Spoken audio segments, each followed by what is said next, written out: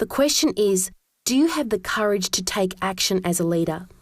I work with executives and leaders from all over. I find that the large majority understand diversity from an intellectual perspective because it just makes good business sense. However, I see many executives feeling nervous and unsure of the actions they must take. And I see a small few who have the courage of lions and they spring into action. They understand that this is about cultural change and it's not always going to be popular. So, if you have started this program, I can imagine that you are a leader who understands this already, but you want to know more. How do I do this? What can I do to really leverage difference in my team? How can I set my team up for success and really shoot the lights out of it? The aim of this program is not to hand you a silver bullet, because frankly, there is none. And anyone who tells you there is not being truthful. However, this program will give you piles of strategies, thinking, ideas, examples and actions you can take as a leader on a day-to-day basis. And these tools will help you truly become a leader who is known as inclusive and courageous, with a winning, engaged team. So I hope you enjoy the journey. There are 4 monkeys in a room. In the centre of the room is a tall pole with a bunch of bananas suspended from the top. One of the 4 monkeys scampers up the pole and grabs the bananas. Just as he does, he is hit with a torrent of cold water from an overhead shower. He runs like hell back down the pole without the bananas.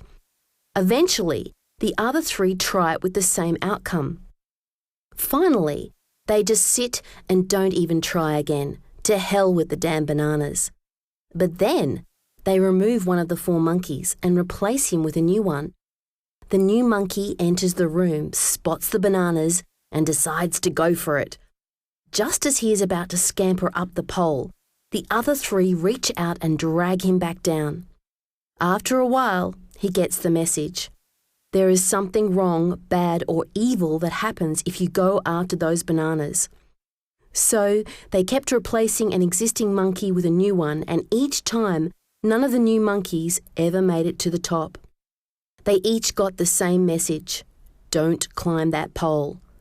None of them knew exactly why they shouldn't climb the pole. The earliest mention I could find of this experiment was in the popular business self-help book, Competing for the Future, by Gary Hamel and C.K. Prahalad. My question to you is this. Do we behave like these monkeys in the corporate world? Is the way we have always done things so embedded in our psyche that we don't even realise it? Do we reward the ideas that lead to innovation, or do we reward compliance and sameness? Do we fear that if we make a decision that does not fit with status quo, that we will put ourselves at risk? That we will be punished and beaten up metaphorically like the monkeys?